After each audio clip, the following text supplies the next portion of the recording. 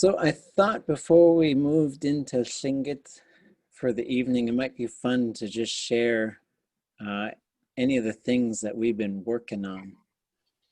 And it could be something for this class, it could be something outside of this class, just sort of what are the things you're currently working on for your language studies, work, whatever. Anybody want to share?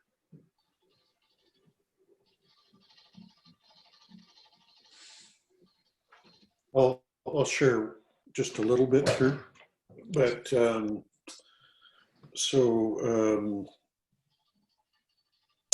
four of us are working on a couple of little stories with Keiishi. And basically how we do it is we're working on a story from one of Millie's right now, but she writes it out in English. We get a pages document, and we on our own try to put it in Tlingit. I don't know if you can see this, but mine is always a mess, eh? So it's an English sentence and then a bunch of scribbling, trying to figure out how to say it in Tlingit. But I'll just maybe screen share here if I can. Just thought there was a button. Oh, here we are. Okay. Let me see here. Is my screen up there now, or? No, not yet. Oh, okay, let me try it again. Just you. Oh, I wonder what's going on here.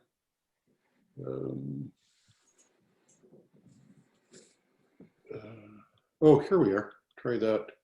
So here's just a couple of sentences that I've been trying to work on. So the idea is always, how would Keiishi say it? Keiishi say it. So he died of his wounds and was buried in Atlan. Du'una itidach una ka'atlan nach kaududzicha. But it was kind of this next sentence that interested me more, because I thought it's a simple sentence, but I came up with three ways to say it. And then I don't know what a speaker would, well, I know what one speaker would say, really, but he was only 17 years old. So, chas jenkat kadachudushu tak wusiti is, I think, one way to say it. Chas jenkat kadachudushu tak ye yikuwat. Is how Lagoon said it in one of her videos. 83 years old, ye chat ye kuwat is what she said. Eh? So I've borrowed that or stolen it, and then the last one just chas jinkat kadachdu shutak du katagu, his age. Eh? So anyways, that's. I'll just leave it at that. But that's what we're doing, is just kind of playing with language, trying to take some English, and yeah, I'll give you your screen back if I can figure out how. Yeah. But anyways, it's been lots of fun, and it's great to see how a speaker thinks, eh?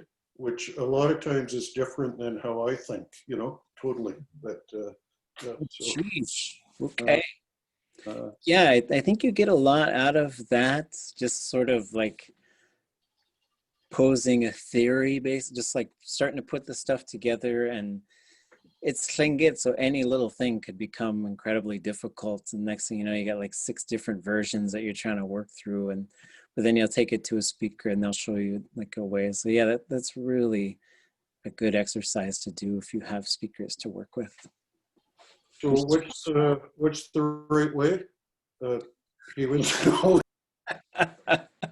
there's no, it's funny because, and some speakers will tell you that they're like all about the right way and the wrong way, you know, and to each their own. But yeah, like only 17. There's, yeah, that's especially if those two things are connected.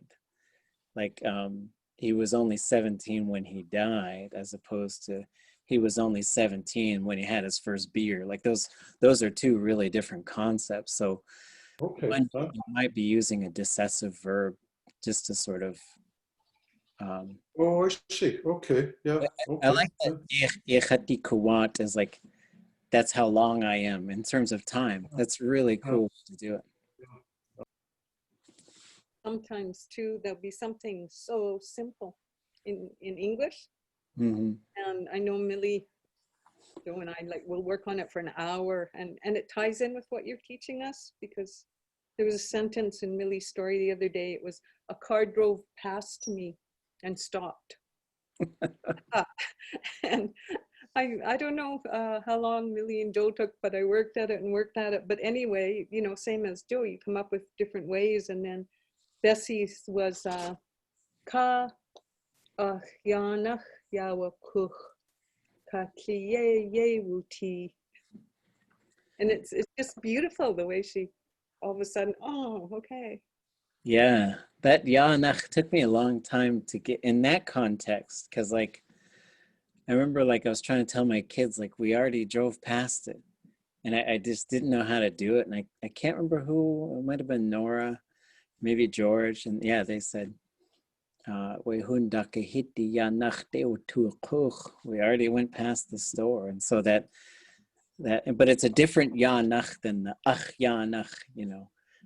Even though those could sound identical, like ach ya nachyeti, like it overpowers me, or if it's more than me.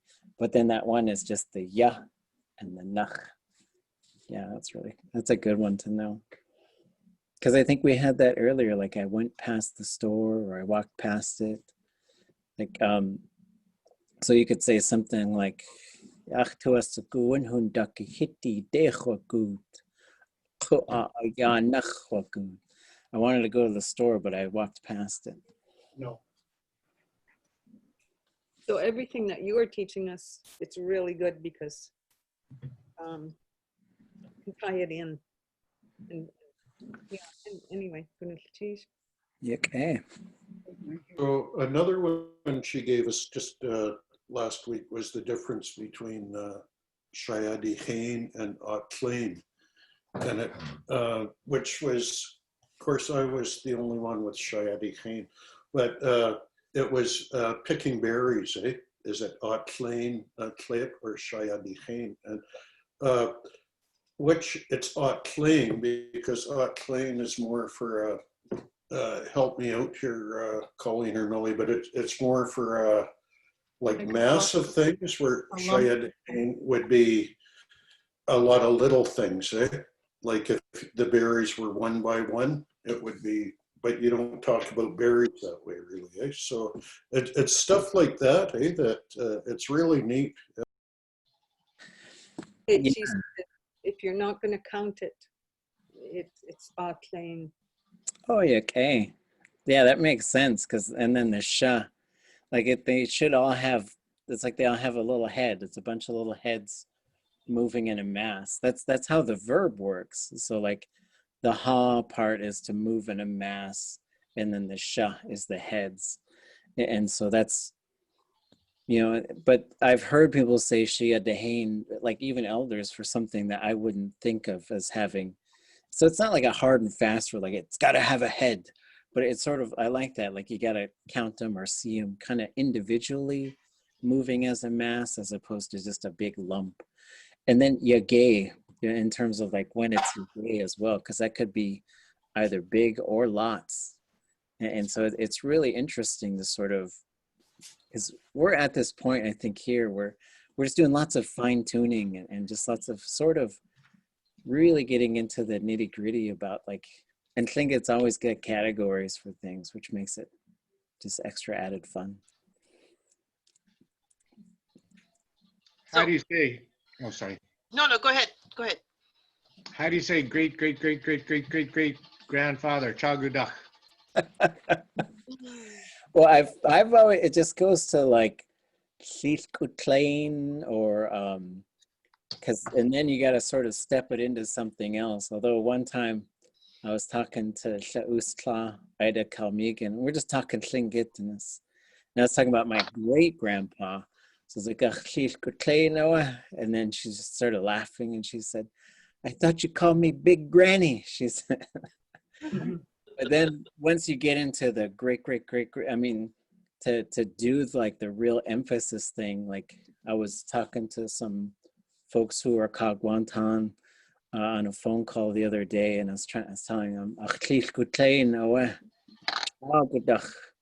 Kagwantan Husatian, do ish, So then you just you start stacking those kinship terms. And I've seen people do that with like 7 or 8 of them all in a row. So it's like, do ish.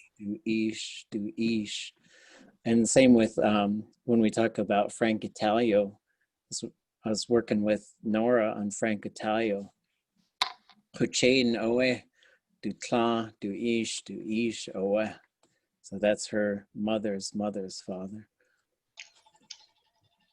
But yeah, that's a good question when it starts to go back. And it sometimes depends, yeah,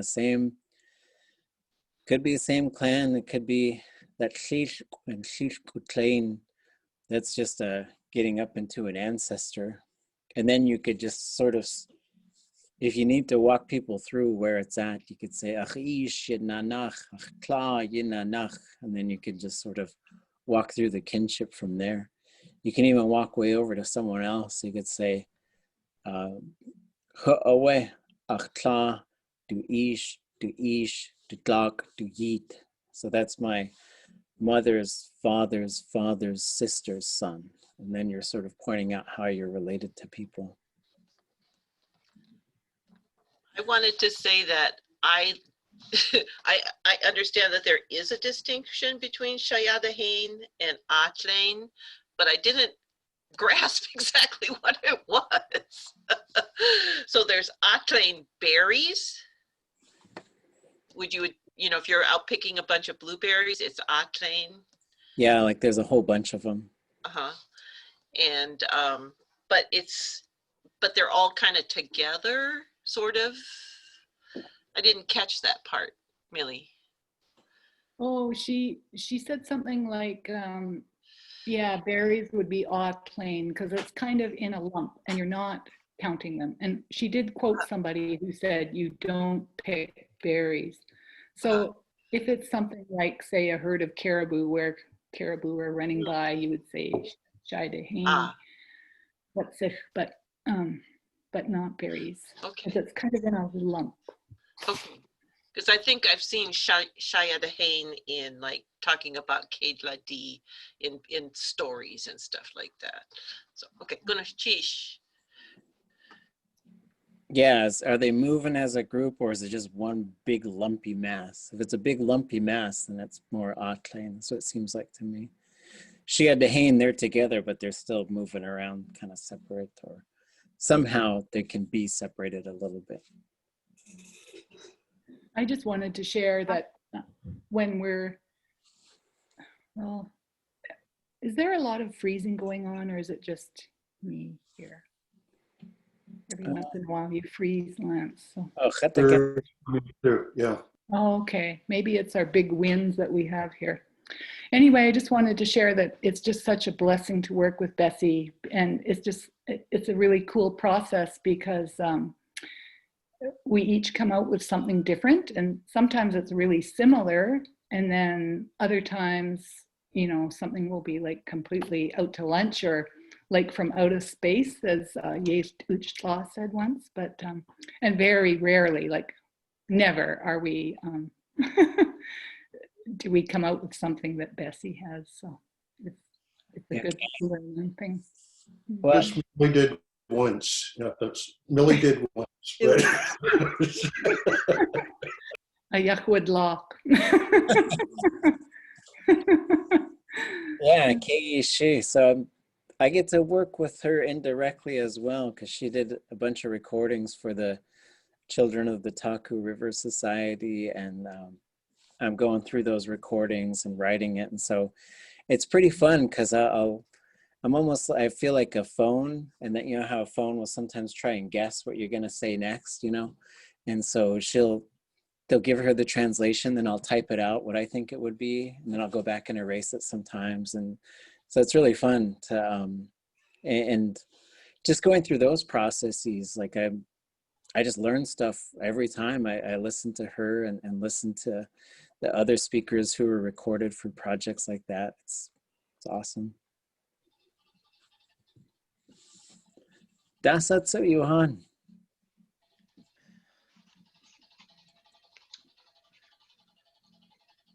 I wanted to add something about the berry picking that we learned from Clot from Florence Shakely, because we've been working on the scope and sequence with her. Anyway, so the sentence we were wanting to say was, we picked a lot of blueberries. And so what she said is, kunach wutuwat in where kanat ah. Okay. Yeah, so in that case, like it's not even getting into like the many or anything like that. Like it's just sort of emphasizing the verb, which is really neat. And so I think there was one maybe that I was listening to last night that was similar. I'll see if I could find it.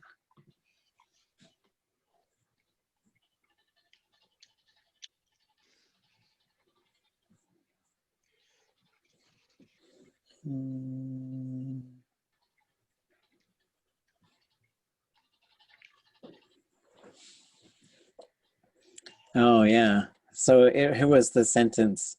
Let's see what you folks predict. What can you do really well?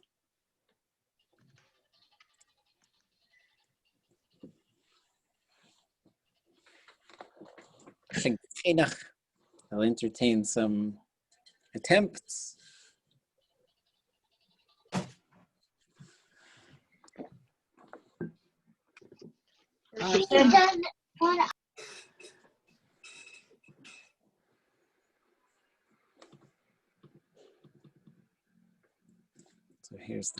So translating this question, what can you do? And to just ask that question in Tlingit, what can you do really well? Wasa ye iwane kidane. Okay. Okay. Anybody have a different thing? Want to hear what y'all came up with?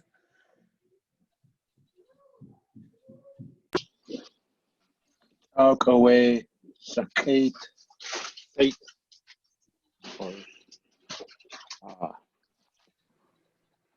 Huh. Okay.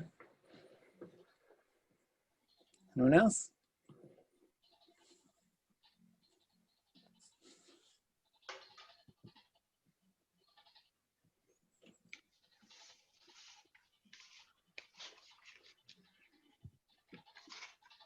So here's what she said when they asked that. What can you do really, unless anybody else wants to try?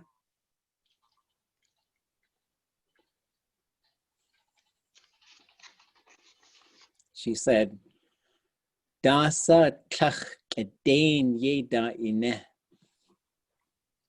which is really interesting, right? Because there was this other thing, like sometimes you'll find like there's these things you say in English that just don't really, these don't even, it's almost like they don't exist in Tlingit, which is really interesting. Like I was trying to get the elders to just tell me how to say like, I can ride a bike. And they kind of just, I don't know if there was an equivalent. They're like, why would you say that? And so I guess you could probably put it together with some chashaguk type of verb, but yeah, when I was trying to get to that actual like, oh, I can do this now, I can do that, I could do this, I could do that. Like they were, and so maybe this was something that would be an equivalent. I don't know. It was fun.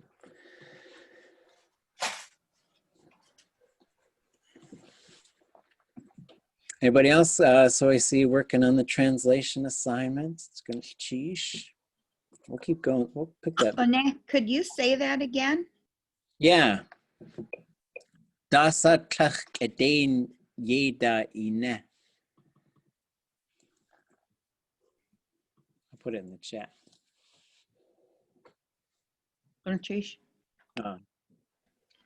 Dasa Tlingit Jitooné. jitooné.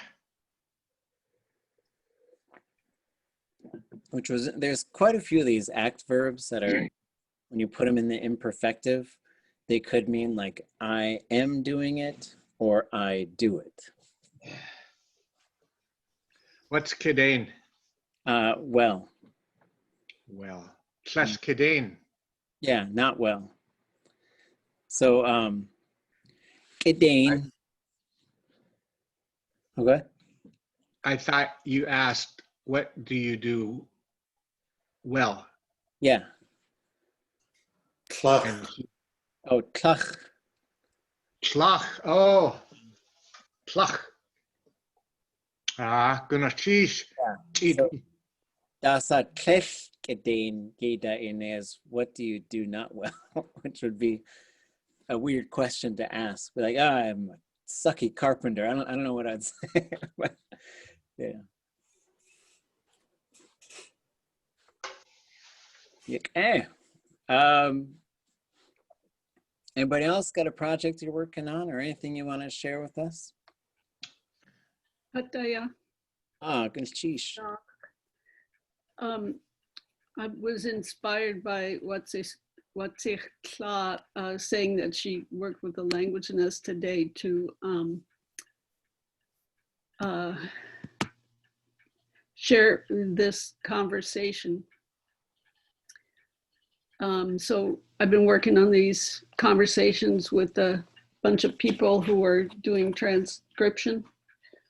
The conversations that we recorded 8 years ago and more. So you recognize these people here. I'm going to switch to another mode. And the reason that I'm saying this about the language nest is because there is this huge field of study about language acquisition, how children learn a language. But we don't have any information about how children learn Tlingit, for example. And the language nest and the families who are teaching their children to live in Tlingit language, it would be so wonderful to have a record of what's going on there. You know, if there were someone who could document what the kids are learning as they go, have a really long-term study. But let me just play a little of this for you.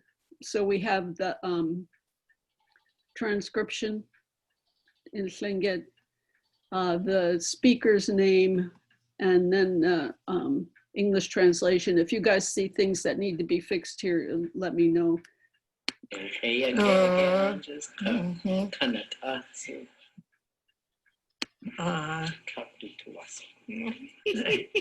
you guys hear that okay?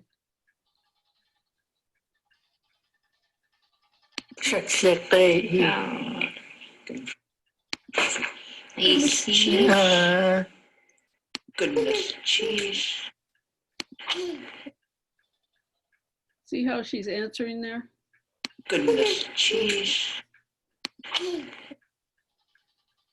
Okay,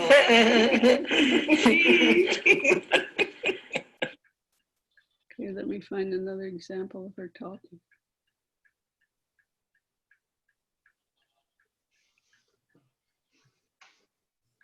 I'm going back up.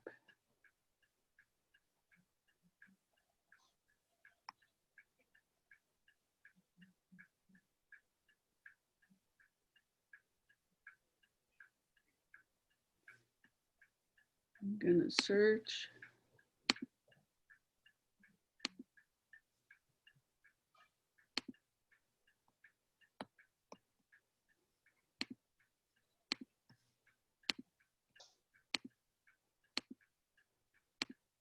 Sometimes this doesn't like to.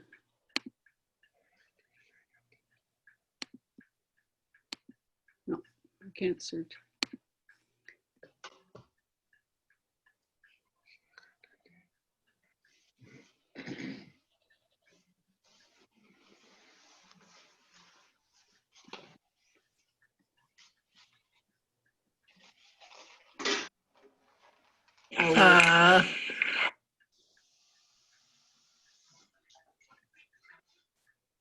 I'm looking for her initials.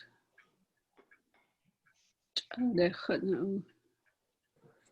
Awesome.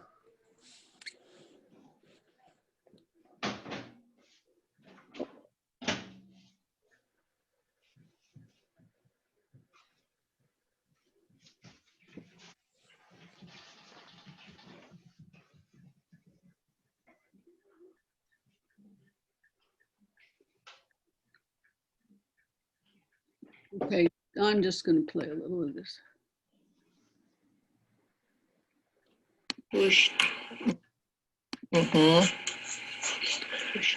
Kun taksasi tigwasik takshe. Jinkatis. O jinkatis. Gwat sakuziti.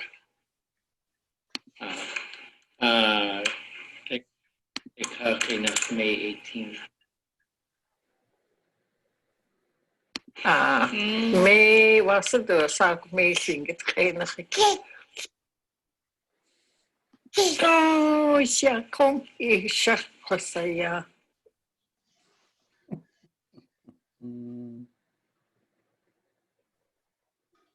Well, I apologize. I know there's a bunch of kachkes in here, but I'm not gonna find them now. Oh, there's one.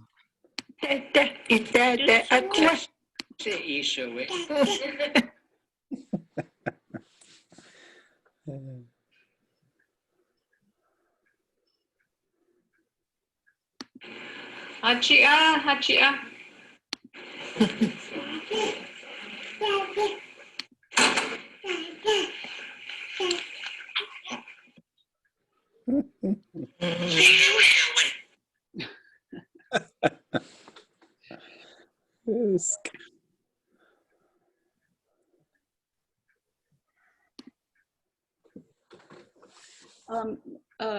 Kune, Melvathachi itoasigu.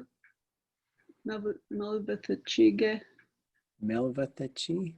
Yeah, Dene Shawat. Oh. Huh. So she was writing a dissertation on language acquisition for Navajo kids. Okay. And she couldn't find any who were learning. Really? And this was like 10 years ago. Wow. So, I mean, she was totally freaked out. But somebody like her would know people who are students, for instance, who are geared up for and knowing about language acquisition, that would know what to document with the Language Nest kids. So,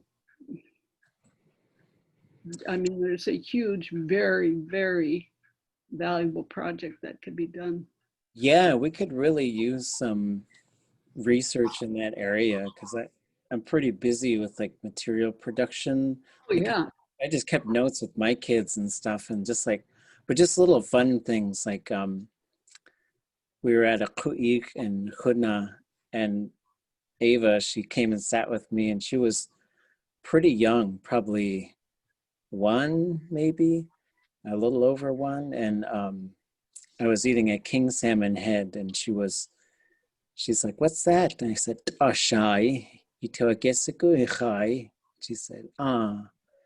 And so I gave her some, and we're eating it together. And then I was pulling the eye out, and I said, and she said, "Ah." And I said,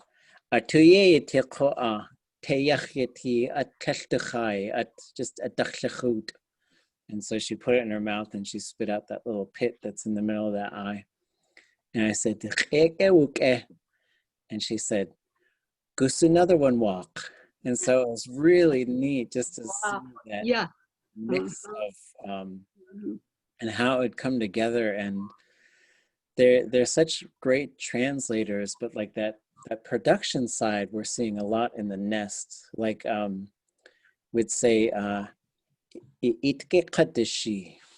And so we'd teach the kids how to say "achitidishi, achitidishi." And so they'd say that. And then sometimes we would say to them, "Itke qadishi." And there was one kid who then started saying, "Ach it qadishi." And we didn't know how to correct because we were staying in the language. But they took, so we're teaching them how to say, "Help me, help me." And then we would say, "Can I help you?" Which you'd use a hortative first person for that.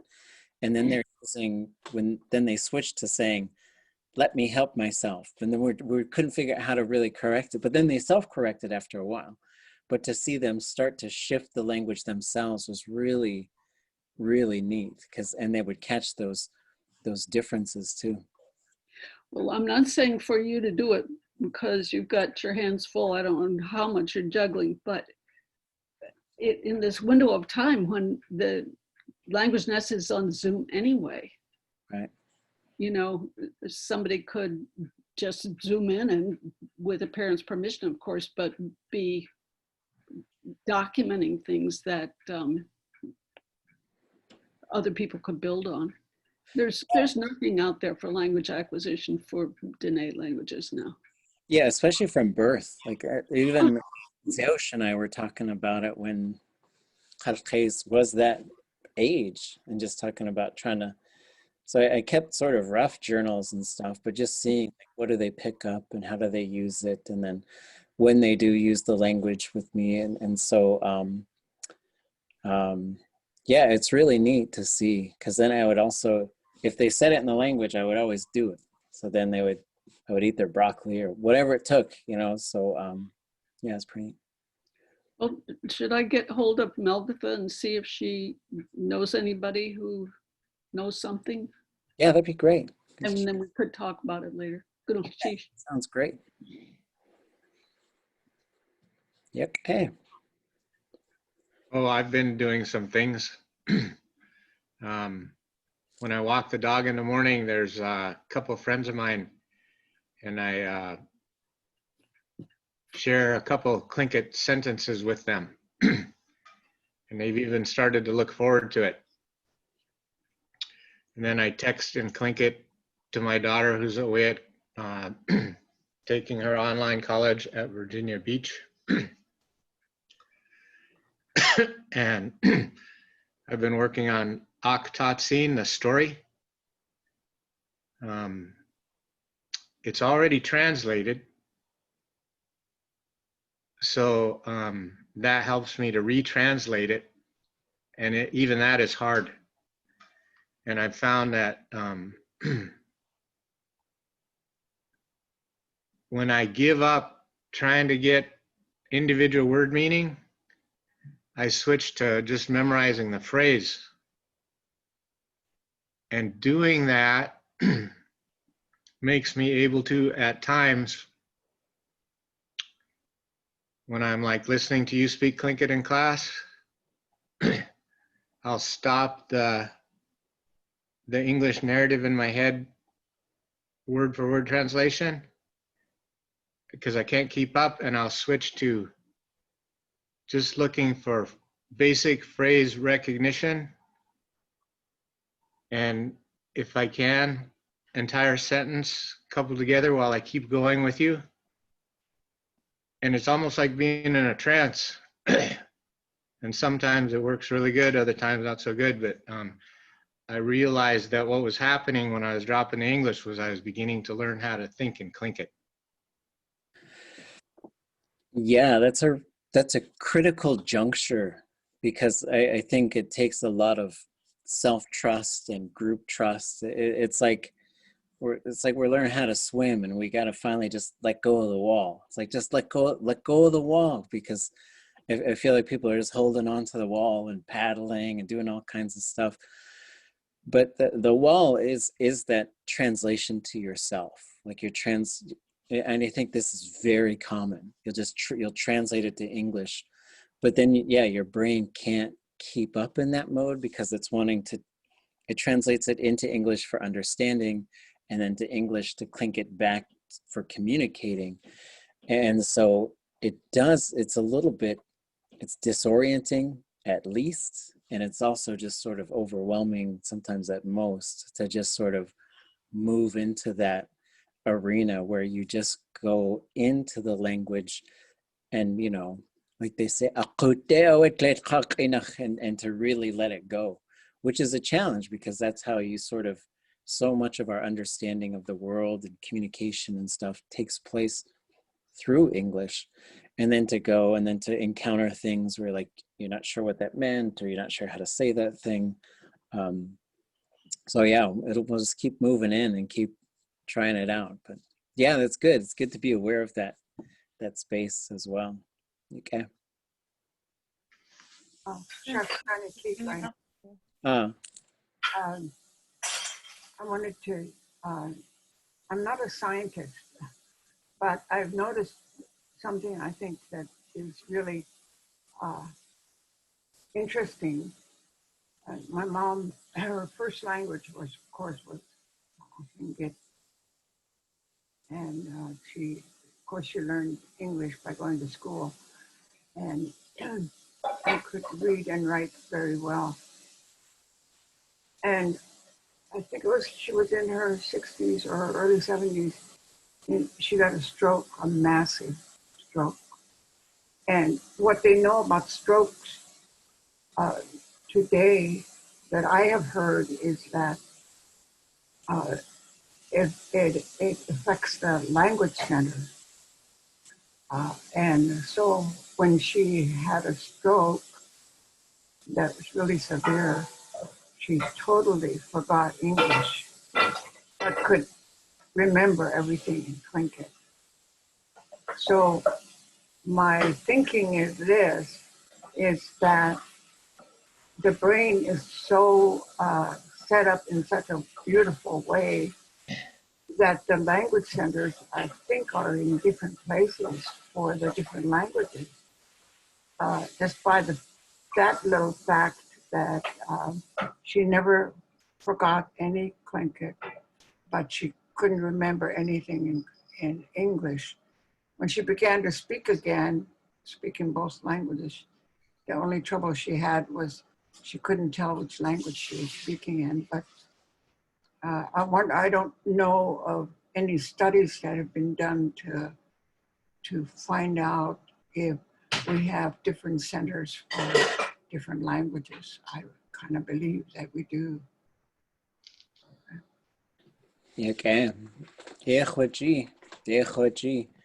Because it's also, I've seen some speakers when they were kind of on their way to the spirit world, they switched and they only wanted to speak Tlingit, including some who had kind of stopped speaking it for a long time, or even actively were against kind of speaking it for parts of their lives. And then as they sort of began to transition from this world, like they just switched completely to Tlingit, which was, and so they call us to go sometimes and talk to them.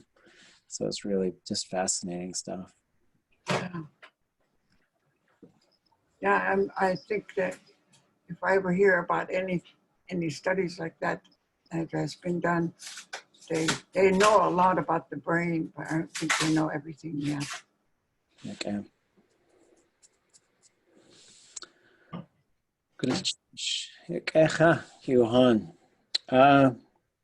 There's a couple, I got a bunch of stuff we're working on all the time. There's one that's probably going through a bit of a, trying to find the next phase for this project. Well, there's two, maybe I'll show you. So I collected and I've been working on this Word of the Week project. This is probably about 10 years running, maybe 7. But basically I've got 52 words. And then once I finally start this thing, there's gonna be 1 word a week, and then there'll be about 5 sentences that week. And so I've got this large list of sentences with these particular words. So for example, we'll probably start with yeich, and we go down and we see yeich yude sabduwa achch. So this is keishe, and then kushtaku ish for yeich. Oops, these aren't alphabetical. We have yeich nich yanagut, and then kakashat, I think has the same one. Nich yanagut yeich, kahwan ish, yeich nich yanagut, kehinak yeich yadichatzati. And so we went through, got these 1, 2, 3, 4, 5 speakers. I was trying to get more, but then sometimes I got to pull from. So basically going to roll these out. So here's, so then I grabbed some others from just like, if I felt like, Nietzsche, good, okay, we've got that one. So we need something different, even though that's the classic way to start a Raven story a lot of times. Then pulled some from the old stories. That's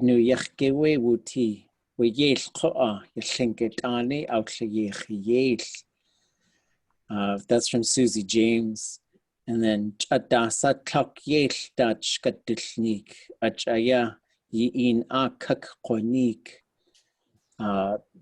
from Anya Shahash. There was another one that was really neat. It was something Kahu and Ish said, and I didn't record it, but it was something like this. Like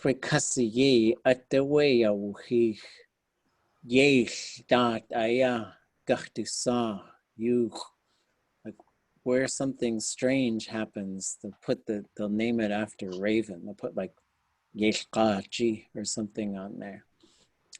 And then next will be Chak. And then if you're Chak Nach Sati, you probably like this first sentence. Yakut Nachawe Yakutzake Chak. Yandekin Chak. Chak de Kuti Cut Ah.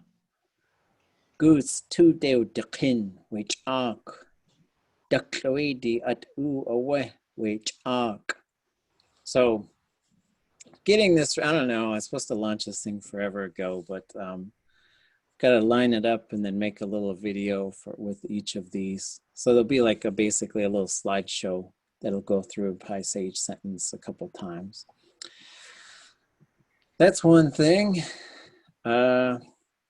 Here's another fun project. I don't know if all of you have seen this. Maybe we'll just, it's kind of an easier reading translation assignment. If you haven't seen this before, or if you don't remember it, maybe you can read the page and translate it for us. We'll go one at a time. I'll go first. Khun talk away shatk I katsku do ik ku a play do shoot talk city. Khak inach talk.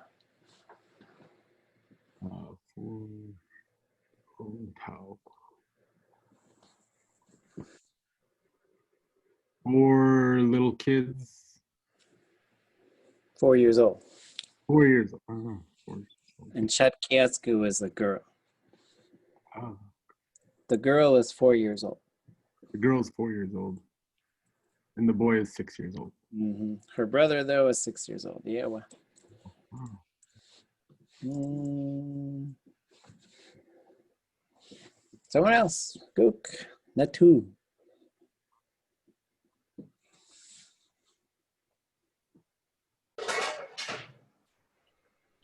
Sagut yudu asakwe shad katsku. Du ik kua shada.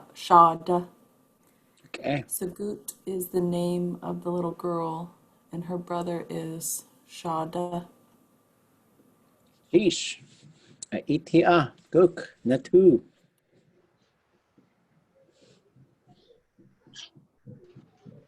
Us away Tlingit aya acht ya hastu Cadley could shuna ya douche Tashkar was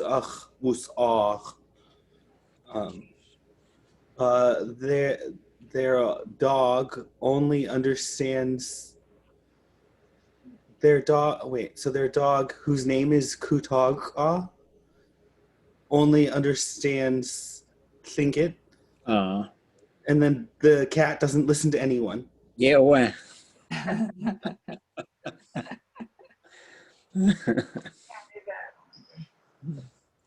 Yena teach douche. Itia. Gook.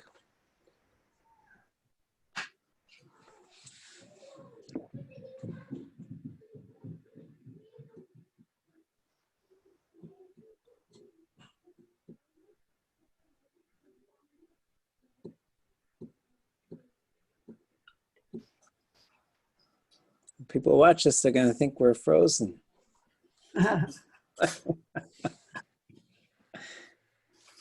Anybody else want to read? Turn up the sound. You at Kujik Nooch, where a dutki. Sheesh. The children often, I don't know. You at Kujik, Hesakhtaya Kushuska. Shwasa.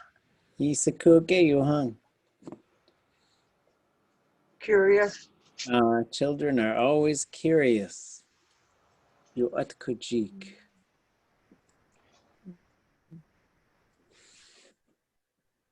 Itia.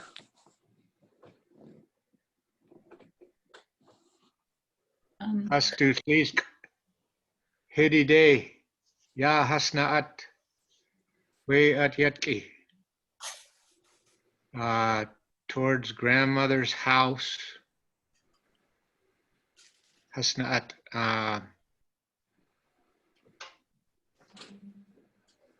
They went, those kids. They are going. Yeah, well.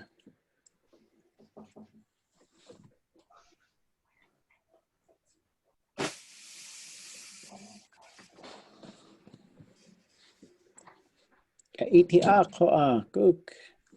Has shawat has du lilk awanetho. Yeah, what? Just the woman, her grandparents there are home. Only grandma was home. Just the female one, their grandparent. So, hastuchilk, grandpa, their grandpa. Shawat hastuchilk, their grandma. And then nishu. So this is an example of a long sentence that doesn't need a verb. You could use a verb, but in this case, the speakers gave it without a verb, which is interesting.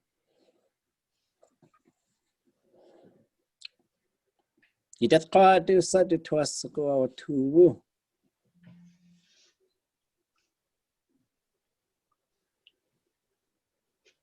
In a kawanik, yeshishko ast eik wukuk, Yan shkak du khande gach tukuch. Good sheesh. Tleitchak inach ka'a.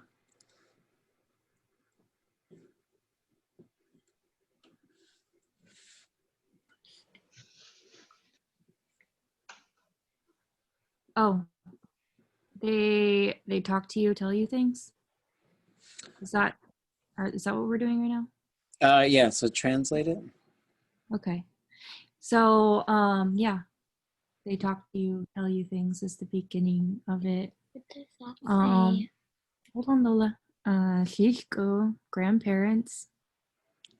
I'm not good at this. Just do what you can, and then we'll get you some help. No worries. Wow.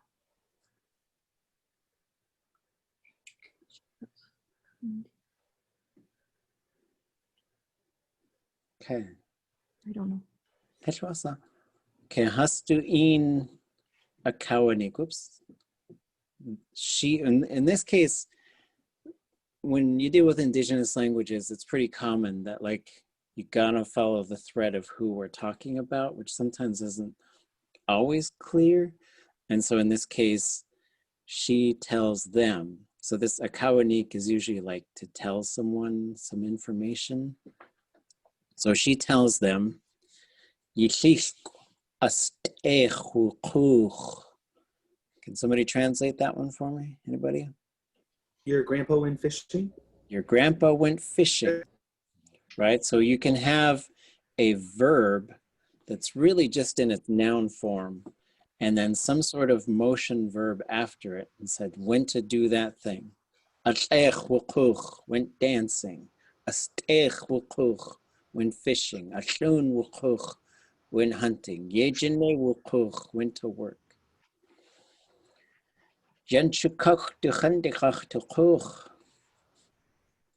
We're going to go camping by them. We're gonna go to camp and be by him. Yep. Okay. Yuck. Hey.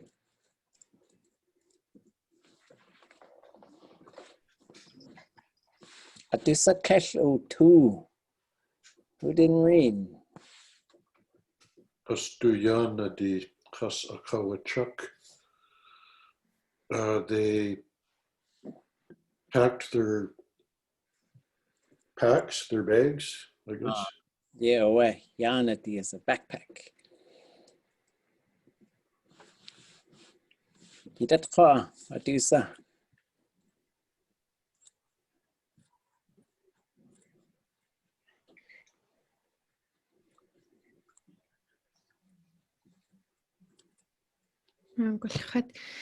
Yan shikatas hast du llilgwch siada du tywasigo ystech ayawchai.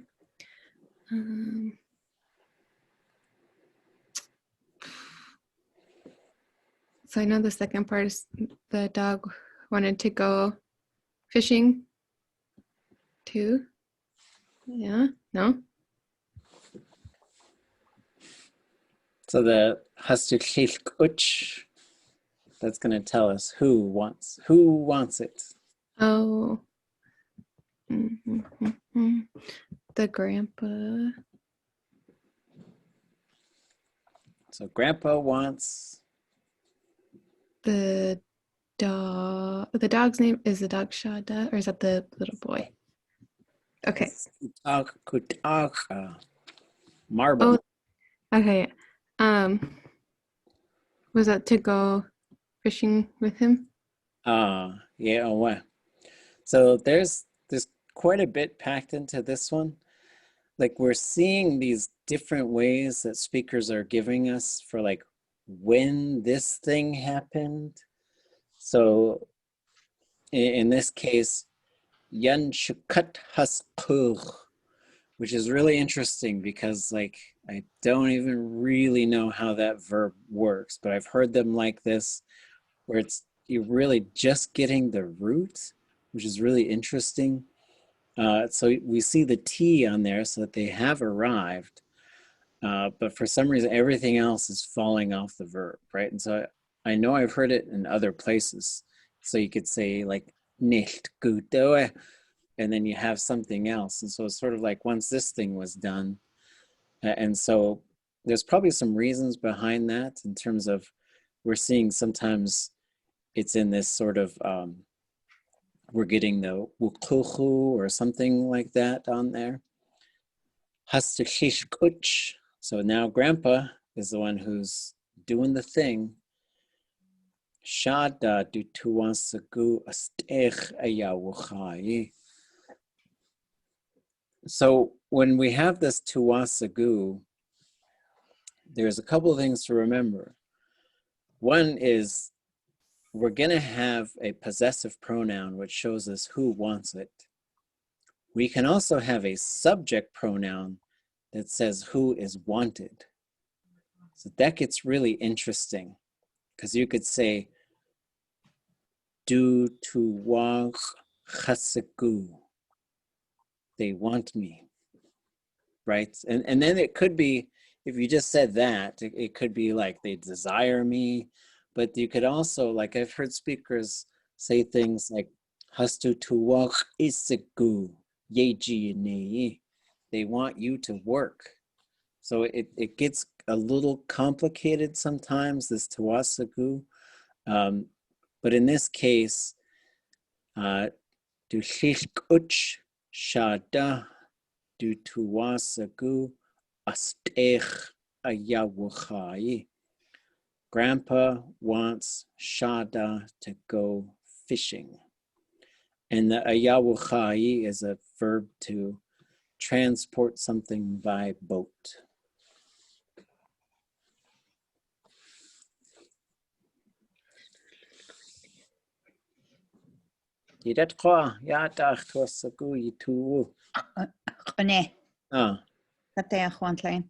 So how does that work as a verb for transporting the because I saw the chaye and I was like, what? They're eating? Well, like no. The rowing one. There's another one, and like awacha. You just need context to know whether that's the rowing one or the eating one, because they're in some cases they'll conjugate almost identically, right? So like I could say acha, and that's row, paddle, right? But I would say cha for right, and so the a is locked on there. But in this case, when you put the ya on the front of it, that's where you get the transporting verb. And so there is, as far as I know, there's not a yawacha for like eating something. That ya doesn't pop up there.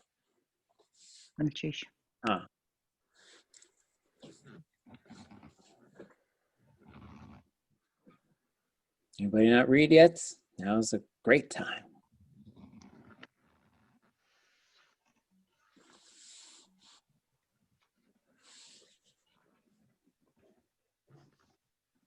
Sagut kadusis yande ya yas anasnain we yanshuka. So Sagut and her grandma, I'm not sure, they're working or they're doing things or getting things ready around their camp.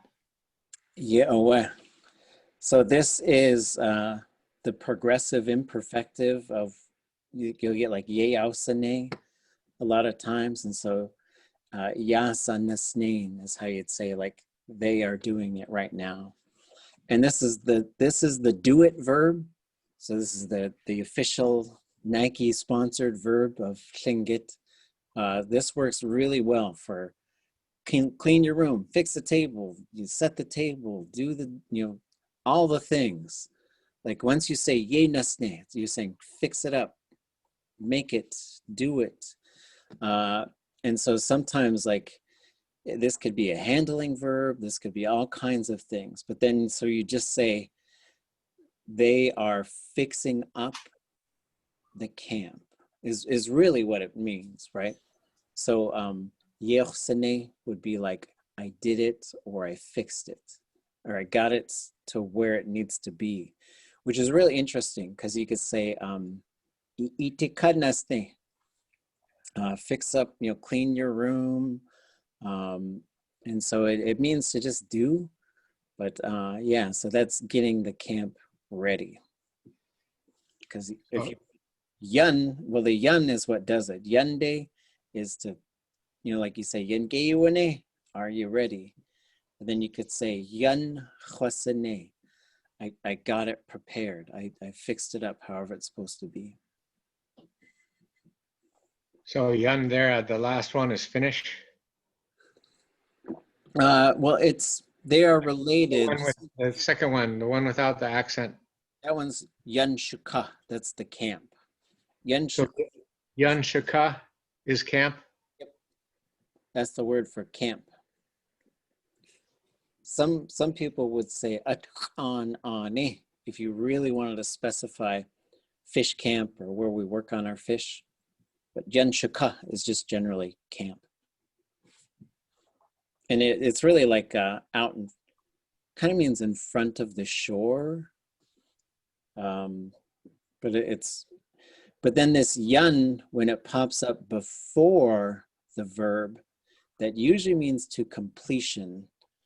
And so ye ausene is to do something, and yun ausene is to prepare something. Like I set out the tables the way you wanted to, or whatever. How come there's a book called Ha Shaka and it's not about camp? Yeah, so shuka on its own means in front of something or ahead of something.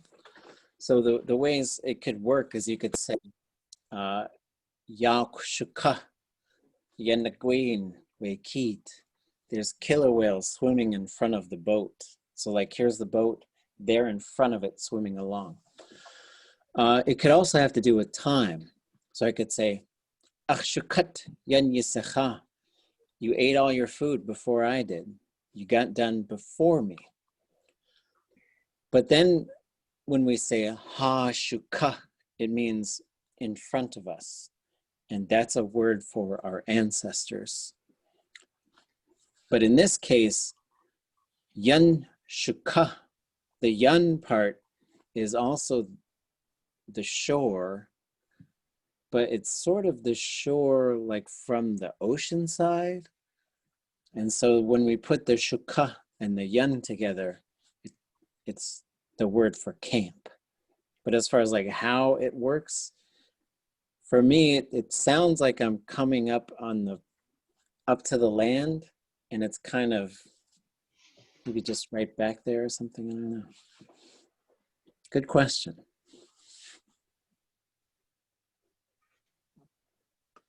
What was the difference between yun ausene and ye ausene? Yeah, ye ausene would be they fixed it or they did it. Yun ausene would be they got it ready. And so there's a whole bunch of stuff that, just like in English, right? I might say, get the house ready. We got guests coming. And you and I know what that means, right? If we live together, we know what the house should be like, right? And it's gonna be different for different people. For some, it's gonna be sparkling. For others, it's just like, man, just stuff all that stuff in the closet, right? Whatever you know what your thing is, right? And so it means to get it prepared. And so in this case, this would be. If this was yay, it's just like they were just working on it. But when it switches to yunde, they're getting everything ready while the others are out fishing. And what that means is like they're getting it all set up for cutting the fish and working on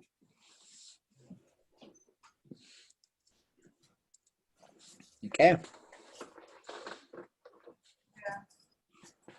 You should just take it easy because you were on the verge of getting a cold. So you should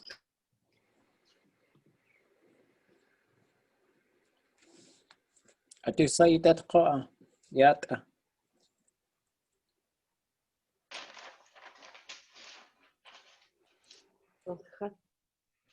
Oh. Shada du hlich ut du ich tu hat aadé ke dust'eix du. Sheesh. So Shada, his grandfather is teaching him the way to catch by trolling, the way to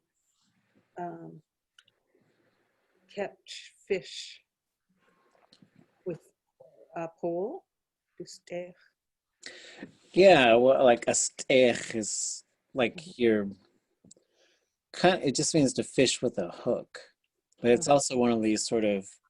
I think it has a bunch of things where like there's a whole bunch of little categories, and then there's this sort of overarching one. So it's just kind of teaching him how to fish, and so, but this reveals like a useful pattern, right? So here's the person.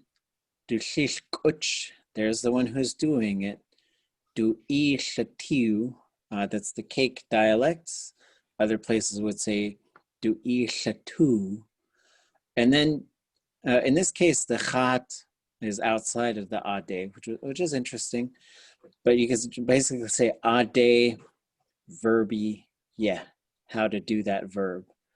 But then we have ke dust'eix, which was really interesting, right? Because it's got this habitual form on it, which is something that I'm not always good at predicting. But when I basically, this one was kind of fun because we didn't really have any set of English sentences that we were translating from. So we're just talking to each other about what could happen next. And we're just sort of thinking of like, let's try and think of about like 10 or 15 little frames and tell a story. And so we just had these two kids that we came up with as characters, and we gave them some traits and gave them this dog that only understands Tlingit and this cat that doesn't listen to anybody and is a jazz musician in the nighttime. I don't know what the dog will go do other things too. And then we just tried to figure out what this first story would be. And it was a fun exercise because a lot of times we just translate these books that are already published and they're in English. And so, but in this case, we were just like totally making up as we go. And so we would talk in English a lot about what the sentence could be. And then I'd turn it over to George and Marge to come up with how that sentence should be in Tlingit.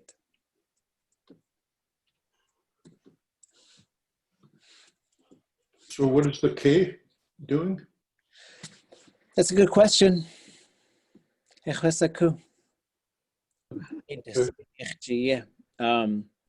have to take a look, but yeah, that's how he said it, and so it probably has to do with because you're just pulling them up, you're just pulling them all up is probably what it has to do.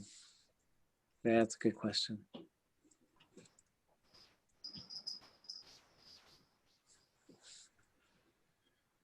And it's here too.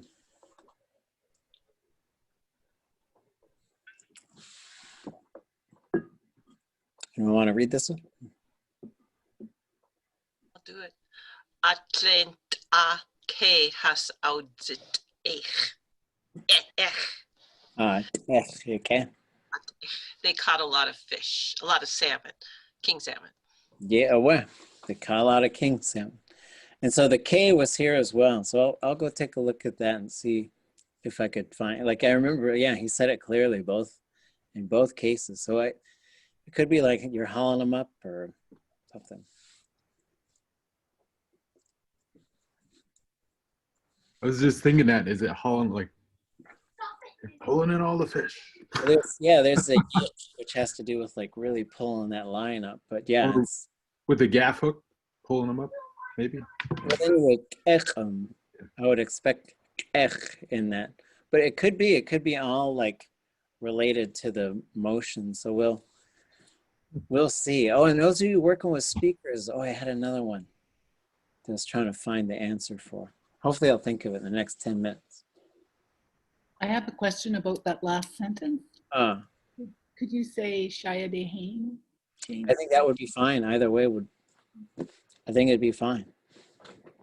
And this is the case where maybe we didn't have any drawings, because then we gave it to an artist to make drawings.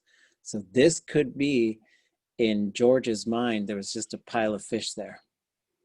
So I think you'd say Shiyadahain if there's a bunch, but maybe it becomes Aklein, because then they're all dead and there's just this pile of them. And now they can't move around as individual heads now. Maybe, I don't know. These are the things I lay awake at night and think about. Could it possibly be that K means they fished successfully, and Ye would mean they didn't catch anything? That's another good question. Yeah.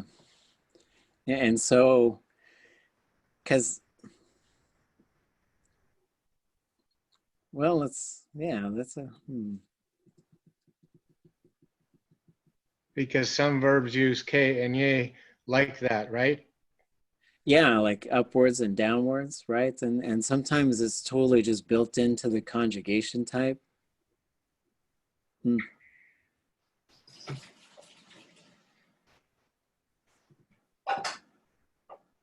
Yeah, because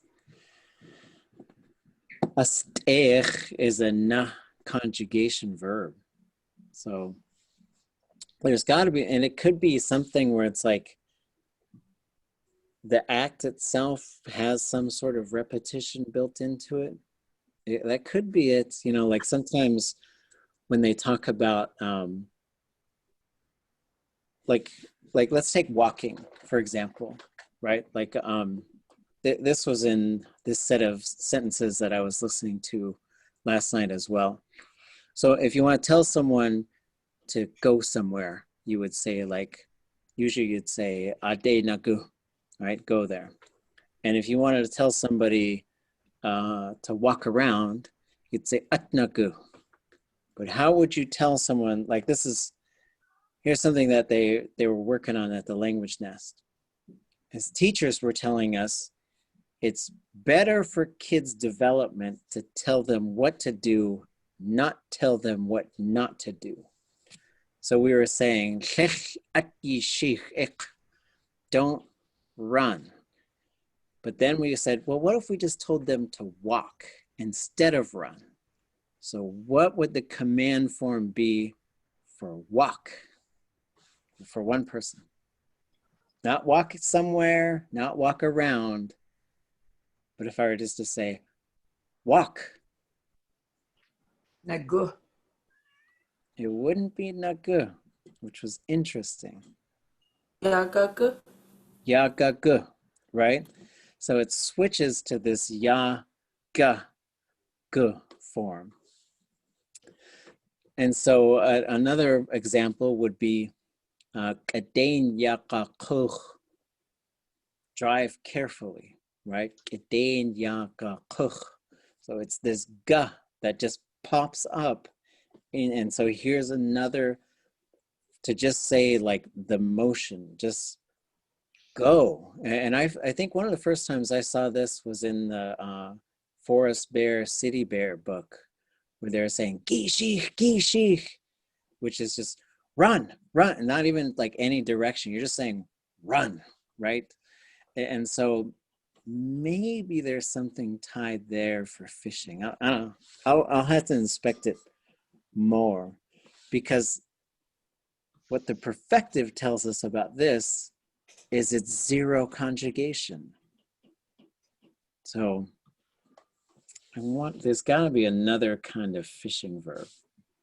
Could that other sentence mean the steak alice take? What was it? Could that mean he was trying to teach Shada how people always fish? Yeah, right. So you do have, with the habitual on there.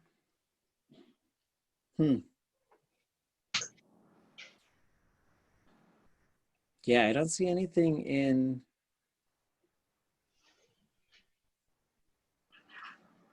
I don't see anything in Lear's notes that talks about this other type of fishing verb. So, What about aadé, the saying? yeah, so that Have K? not that I know of, but you know, could you say Tlingit K has aadé? I don't know. K has aadé and has aadé. That's a good question. I don't know if you have any thoughts on it, Shirley, if there's a difference between K has aadé and has aadé. But that's a good question for maybe Bessie too. That's some finer point stuff.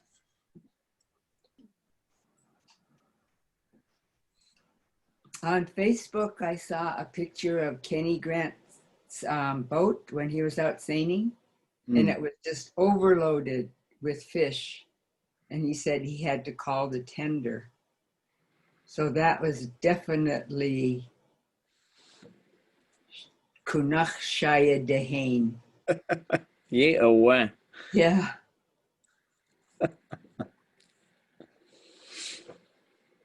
Okay, well, we got our puzzle to solve. We'll see if we can find other examples. Okay, someone read this. We're almost to the end.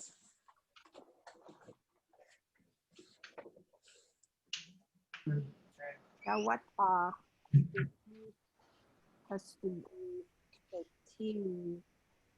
saat aadé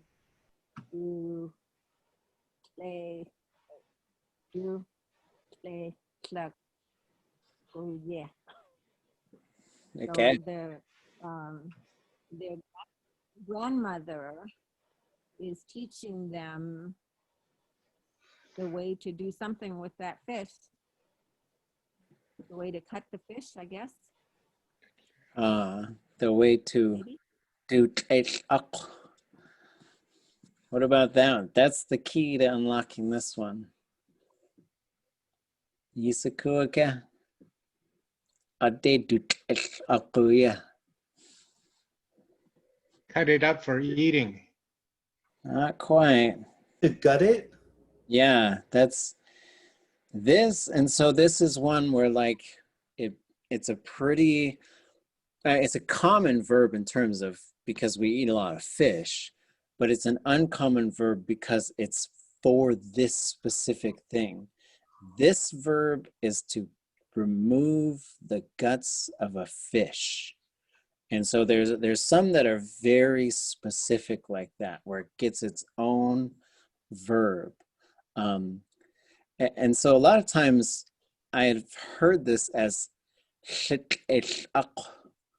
and so, but this was again, like I didn't hear an L classifier and yeah. I'll probably listen to it. Maybe I should listen to it again. There's a chance it's aadé yeah. And maybe I just didn't hear that first L. But maybe it just went away. I don't know. Maybe there's a zero version of it. So Shawat hastu their grandma hastu teaches them how to gut fish. How to clean fish is another way you could say that. There's that thing, aadé verb, yeah. Yep, aadé verbi, yeah. The way to verb, how to verb, right? But there's other ways, like if someone was really good at cleaning fish, you could say, ha, shakudzi, aadé yeah. It's amazing how they're cleaning that fish. Or you could say, you know, aadé yeah. They really did a haphazard job.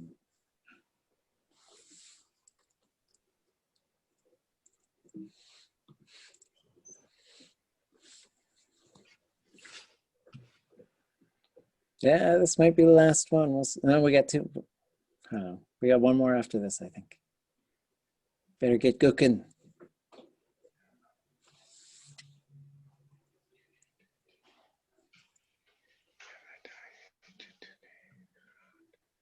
Stakat at ayakqa hegu owe qudziti. Achaya at ya awune ajich tuti ye ada ye jitooné chat.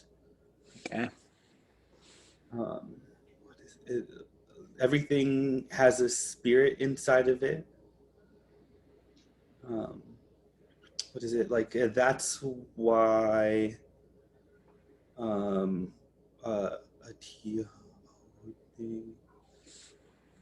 It's something about like that's why we do things. That's like why you treat it, or like why you treat it with the fish with respect, or something like that. Bing. Yeah, I guess. Yeah, you even got the sound, right? So yeah, atyawune is the noun for respect. Although I've heard ya atwune as well, which is interesting. I think if I were to say, I'd probably say atya awune, because that's how I heard George say it. Ajich tuti. And this is a really interesting construction, because you could say as a verb, we respect it. But in this case, when you combine these, it's like respect, we give respect to it. Ajich tuti. We regularly give it. So there's a couple things. As one is this underline X is what puts this into a repetitive mode. So ajich tuti would mean we regularly give it, whatever it is, to it. And then ya ada ye jitooné chat. This is when we are working on fish. So again, and this could be just different situations, different speakers, when they're giving us these sort of like tying multiple concepts together, how they're doing that for us. Yeah. And I'll put the link to this book up so you folks can have a copy of it. It's still being worked on, but it's. And then there's one other story I've got to write down that I did with them. This will be the last one we do. Is our Hayat Une, isn't that like we were all surprised? Or? Oh, yeah. So atyawune is respect, and then hayetwune is, yeah, we were surprised, or we were blown away, we were amazed. Yeah, wow. Achyetwune.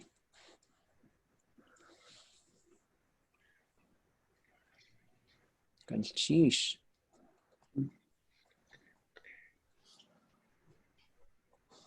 Ganach has out sick we chat. Ka kunach has du ke wook e.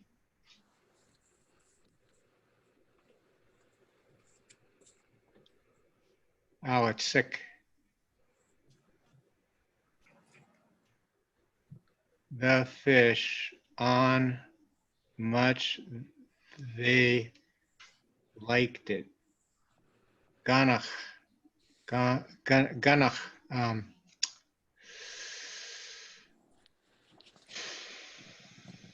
Out sick. That's to roast it on a stick. Yeah, well, sick is to barbecue or to fire roast, charbroil maybe. There's a bunch of things that suggest to me that gun as a low tone is the campfire. But you know, that's just one of those things where that's what I think, because you could have ganda and ganach, and there's a bunch of things, gan-ite. So ganach would be like along the fire, on the fire. has awatik wechat. So they were fire roasting that fish, and it was really delicious to them. Barbecue? Barbecue. Yeah, with this very verb, there's a Raven story by Catherine Mills, where she said, barbecue, you do a sako. She said, and really started roasting these herring. Nowadays, it's called barbecue. How would you make that barbecue into a noun? Oh, good question. I want to go to a barbecue. So the word for a roasting stick is teak. That's a roasting stick. That's a noun. Teak. Yeah, wow. I would probably say at do it siki, yeah. Place where people are barbecuing things. Yet or at? I'd say at do it siki, yeah.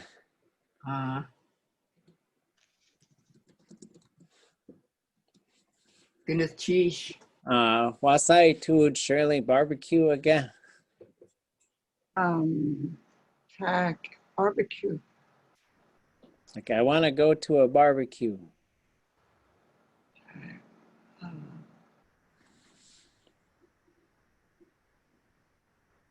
I don't know. Hmm. I don't think of teak as a barbecue. Oh.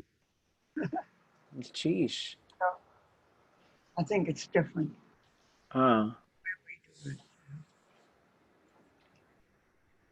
Okay. The picture I get in my head is different. Is seek more like roasting on a fire? Yeah. Okay. It's like it's like flames is barely touching or something. Close. Oh, okay. Yeah. Like a pin.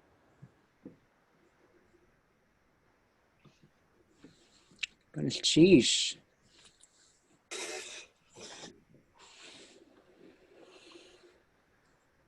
Maybe I don't understand barbecue. H-W-A-S-A-O-T. White man thing. Yeah. Like a picnic, sometimes people say, come to the barbecue at Ock Lake.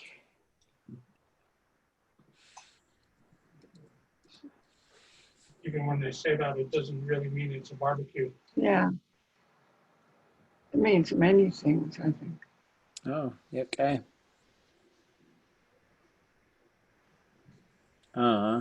Yeah, well. Okay, well, we will ponder that one. Gonna cheese, stakat yuhan. Adeyechi ni ya. Ya naskiki awe. Ush khudegach tu daat tse. Ka'achtua sagu. Shukwa aya shinget chenach yukagach titlaati. Gwall a daat aya tugach yitlaat. Dasai tu asagu a daat yukagach titlaati. A eti a. Way future verb daat ye jagachtune. So ye jagachtune a daat. Ka gwall swanton gwall we Juan Klein shkalniki. Wait at so. Ye we achtua sagu. Su woosh ye gachtustini. Ye kakwati. Dech yeki yakwachi. Akatsu ye jagachtune wooch in. Gunchish Klein a wetlakat Johan. Hooch aya. Shia Dehane, work to do. Gnachish. Yeah, oh, copy in the teach. Cheese. Cheese. Teen. Cheese. Cheese. Cheese. Kakai satini. Watsu. Shandaqait kun cheese.